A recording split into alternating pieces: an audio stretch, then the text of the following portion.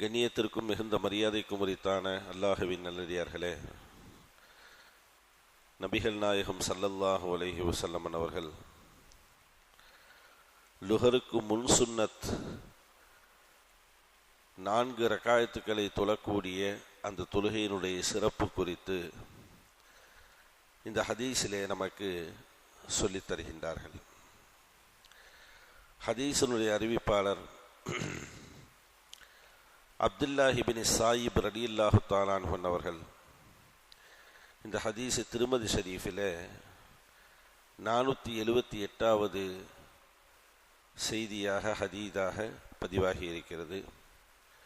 மேலும் முஸ்னத் அஹ்மதிலேயும் பதிவாகி இருக்கிறது, நசாயிலேயும் பதிவாகி இருக்கிறது. இது போன்ற உலக புகழ்பெற்ற ஹதீஸ் கிதாபுகளிலே அழுத்தமாக பதிவு செய்யப்பட்ட அழகான ஒரு நபிமொழி. நபிகள் நாயகம் ஸல்லல்லாஹு அலைஹி வஸல்லம் அவர்கள் கான யுஸல்லி அர்பஅன் பஅத அன் தஸூல ஷம்ஸு, சூரியன் உச்சியிலிருந்து சாய்ந்த பிறகு லுஹருடைய நேரம் ஆரம்பிக்கும் அந்த தருணம், லுஹருடைய நேரம் வந்ததற்கு பிறகு 4 ரக்காயத்துக்கள் ரசூலுல்லாஹி ஸல்லல்லாஹு அலைஹி வஸல்லம் அன்னவர்கள் தொழுவார்கள். கபலல் லுஹருக்கு முன்னால்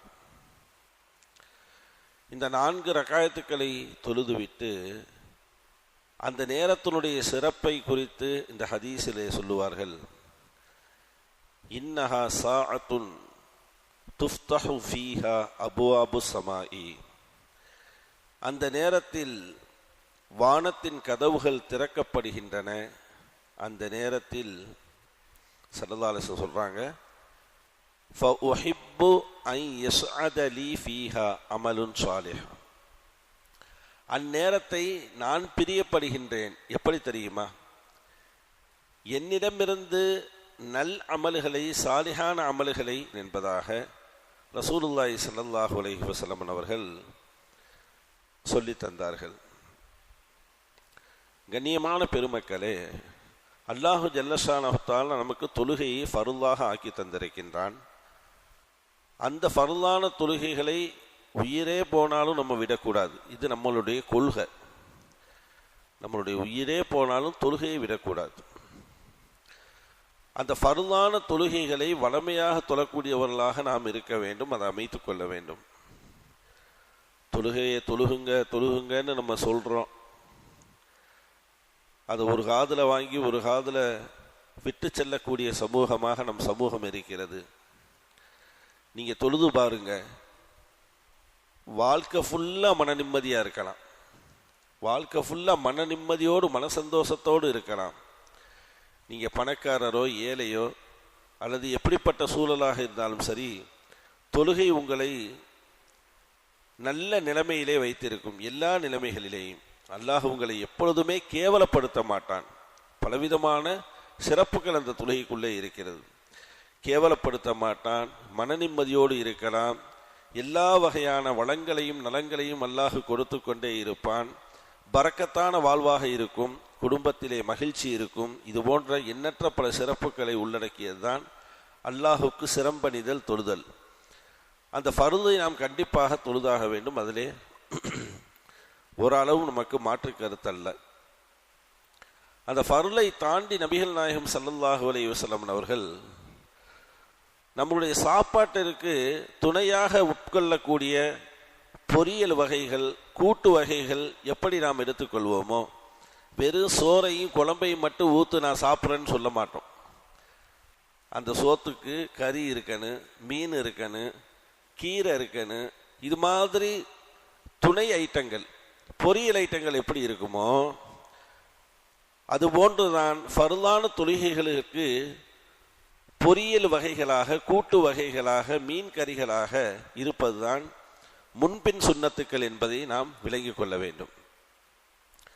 அந்த முன்பின் சுன்னத்துக்களை நாம் வளமையாக தொழ வரக்கூடிய நமக்கு நாளை மஹ்ஷர் மைதானத்தில் அல்லாஹு ஜல்லஷானஹு தஆலா அவனுக்கு முன்னால் அவன் கேட்கக்கூடிய கேள்விகளுக்கு நம்மால் முன்பின்னாக பதில் சொல்லக்கூடிய ஒரு சூழ்நிலை ஏற்படுகின்ற பொழுது, நம்மளுடைய அமல்களிலே குறை இருக்கின்ற பொழுது, நாம் தொழுத அந்த முன்பின் சுன்னத்துக்கள் நமக்கு அந்த நேரத்தில் கை கொடுக்கும் என்கின்றார்கள் நபிகள் நாயகம் ஸல்லல்லாஹு அலைஹி வஸல்லம் அன்னவர்கள். அந்த அடிப்படையில் ஒவ்வொரு முன் சுன்னத்திற்கும் பின் சுன்னத்திற்கும் தனித்தனி சிறப்புகளை ரசூலுல்லாஹி ஸல்லல்லாஹு அலைஹி வஸல்லம் சொல்லி கொடுத்துருக்காங்க. அதில் ஒன்றுதான் லுஹருக்கு முன்னால் நாம் தொழக்கூடிய அந்த முன் சுன்னத்து 4 ரக்காயத்துக்கள். அந்த 4 ரக்காயத்து தொழக்கூடிய அந்த முன் சுன்னத்து இருக்கிறது அல்லவா, இதை நபிகள் நாயகம் ஸல்லல்லாஹு அலைஹி வஸல்லம் வழமையாக கடைபிடித்தார்கள். இதனால் கிடைக்கக்கூடிய நற்பாக்கியம், அல்லாஹ்வினுடைய நெருக்கம் நமக்கு கிடைக்கிறது. பாவங்கள் நம்மிடமிருந்து அல்லாஹ்விடத்தில் மன்னிக்கப்படுகிறது, பரக்கத் நமக்கு உண்டாகிறது என்று அறிஞர் பெருமக்கள் நமக்கு விளக்கம் தருகின்றார்கள். இந்த ஹதீஸிலே மிக முக்கியமான ஒரு செய்தி என்னவென்றால், இந்நேரத்தில் அல்லாஹ்வினுடைய வானத்தினுடைய கதவுகள் திறக்கப்படுகின்றது என்கின்றார்கள் ரசூலுல்லாஹி ஸல்லல்லாஹு அலைஹி வஸல்லம். துஃப்தஹு ஃபீஹா அப்வாபுஸ் ஸமாய், வானங்கள் திறக்கப்படுகிறது என்றால் அந்நேரத்திலே நாம் கரம்பேந்தி அல்லாஹ்விடத்தில் பிரார்த்தனை செய்தால் அந்த பிரார்த்தனையை அல்லாஹ் ஜல்லஷானஹு தஆலா ஏற்றுக்கொள்கின்றான். நாம் செய்யக்கூடிய நற்செயல்களை நபிகள் நாயகம் ஸல்லல்லாஹு அலைஹி வஸல்லம் சொன்னதை போன்று அந்த நற்செயல்கள் அந்த நேரத்திலே அல்லாஹ்விடத்தில் உயர்த்தப்படுகிறது, அவனிடத்திலே கொண்டு செல்லப்படுகிறது. அதை தாண்டி அல்லாஹ்வினுடைய ரஹ்மத் இறங்கும் அந்த நேரமாக இருக்கிறது என்பதாகவும் அறிஞர் பெருமக்கள் அந்த நேரத்தை குறித்து அதனுடைய சிறப்புகளை நமக்கு சொல்லித் தருகின்றார்கள். அதனால்தான் அந்த நேரத்தில் தொழுகை, துஆ, திக்ர் போன்ற நற்செயல்களில் நாம் ஈடுபடுவது மிகச் சிறந்தது என்பதாக ஹதீஸினுடைய பின்னோட்டத்திலே நாம் பார்க்கின்றோம். நபிகள் நாயகம் ஸல்லல்லாஹு அலைஹி வஸல்லம் அவர்கள் இந்த ஹதீஸின் மூலியமாக நமக்கு கற்பிக்கும் பாடங்கள் என்ன தெரியுமா? ஒரு முஃமின் எப்பொழுதுமே சிறந்த நேரங்களை சரியாக பயன்படுத்தி கொள்ள வேண்டும், அதிலே நற்செயல் செய்ய வேண்டும், அந்த நற்செயலிலே அவன் உள்ளவனாக இருக்க வேண்டும் என்கின்றார்கள் நபிகள் நாயகம் ஸல்லல்லாஹு அலைஹி வஸல்லம். இதற்கு எடுத்துக்காட்டு நிறைய சொல்லலாம். ஜும்ஆவுடைய தினத்தை நீங்கள் நன்கு பயன்படுத்துங்கள், ஜும்ஆவுடைய நாளை நீங்கள் நன்கு பயன்படுத்துங்கள் என்பார்கள். ரமதானுடைய மாதங்களை நன்கு பயன்படுத்தி கொள்ளுங்கள். தஹஜ்ஜுத் நேரங்களை, அதிகாலை நேரங்களை, தஹஜ்ஜுத் நேரத்தை பயன்படுத்தி கொள்ளுங்கள். அந்த தர வரிசையில் சிறப்பான இரவுகள், லைலத்துல் கத்ர், பராத்தினுடைய இரவு, மிஅராஜினுடைய இரவு, சிறப்பான காலை பொழுதுகள், இவைகளெல்லாம் நமக்கு மார்க்கத்திலே வரையறுத்து தரப்பட்டிருக்கின்றது. அதே தரைவரிசையில் வரக்கூடியதுதான் இந்த லுஹருக்கு முன்னால் நாம் தொழக்கூடிய அந்த 4 ரக்காயத்து சுன்னத் தொழுகை என்பதாக நாம் ஹதீஸினுடையாக நம்ம பார்க்கிறோம். மேலும் இந்த ஹதீஸிலிருந்து நமக்கு கிடைக்கக்கூடிய பல வகையான பாடங்களில் மிக முக்கியமான ஒரு 5 பாடங்கள் என்னவென்றால், லுஹருக்கு முன்னால் நாம் தொழக்கூடிய அந்த சுன்னத்தை பாதுகாக்க வேண்டும், பாதுகாப்பாக விடாமல் தொழுது வர வேண்டும் 4 ரக்காயத்துக்களை. சில நேரங்களில் அல்லாஹ் ஜல்லஷானஹு தஆலா சிறப்பை வைத்திருக்கின்றான் என்பதும் இந்த ஹதீஸின் வழியாக நமக்கு தெரிகிறது. அதில் ஒன்று, இந்த லுஹருக்கு காமத்து சொல்வதிலிருந்து, பாங்கு சொன்னதிலிருந்து காம சொல்ற வரைக்கும் உள்ள நேரங்கள் நற்செயல்கள் அல்லாஹ்விடமிருந்து உயர்த்தப்படுகிறது என்பதாக நாம் ஹதீஸில் பார்க்கிறோம். அதுவும் இந்த நேரத்தில் அல்லாஹ்விடத்தில் உயர்த்தப்படக்கூடிய நேரமாகவும் இருக்கிறது. நாம் செய்யக்கூடிய துஆவாக இருக்கட்டும், தொழுகையாக இருக்கட்டும், இது போன்ற நேரங்களிலே அதிகப்படுத்தி அல்லாஹ்வினுடைய அந்த நேசத்தை பெறக்கூடியவர்களாக நாம் ஆக வேண்டும் என்பதாக 5 விஷயங்களை இதன் மூலியமாக நம்ம பார்க்கிறோம்.